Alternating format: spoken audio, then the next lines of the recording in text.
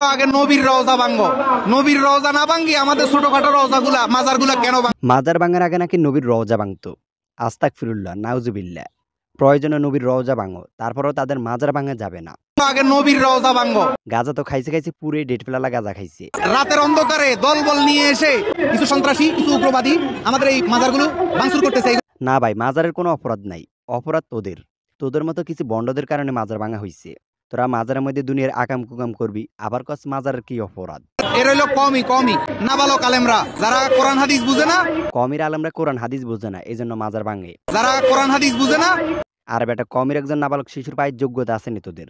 কমির আলমদের কথা তো বাদে দিলাম, উল্টাপাল্টা কথা কানার লাই লাথি দিয়ে একবার নেটওয়ার্কের বাইরে নিয়ে হালাইম। আমাদেরকে যদি কোরআন হাদিস দিয়ে যদি বুঝাই দিতে পারে মাজার নিষিদ্ধ, মাজার হারাম, মাজার জিয়ারত হারাম, মাজার করা হারাম, তাইলে আমরা নিজেরাই মাজার ভেঙে ফেলবো।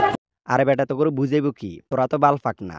শোন ভাই, যারা বুঝতে চায় তাদেরকে বুঝানো যায়, কিন্তু যারা বুঝতে চায় না তাদেরকে বুঝানো যায় না। আমাদেরকে জবাই করলেও আমাদের দুঃখ নাই, কিন্তু আমাদের মাজারগুলোর যেন কোনো আক্রমণ না করা হয়। দেখেন, তাদের অবস্থা হয়েছে এরকম, নিজের বাবার খবর নাই, মাজারে গিয়ে আরেকজনের বাবার আব্বা আব্বা করে।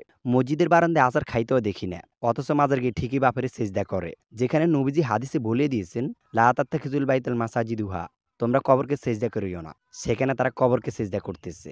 আর সবচেয়ে বড় কথা হচ্ছে মাজারগুলো ভাঙা দরকারও। দেখেন, আমাদের দেশে লেবাসদারি হুজুরের অভাব নাই। হুজুররা হুজুরে মারামারি করে। টুপি মাথায় দিলে যে আল্লাহ আল্লাহ হয়ে গেছে, পাঞ্জাবি গায়ে দিলে যে হুজুর হয়ে গেছে, এমন কিন্তু না।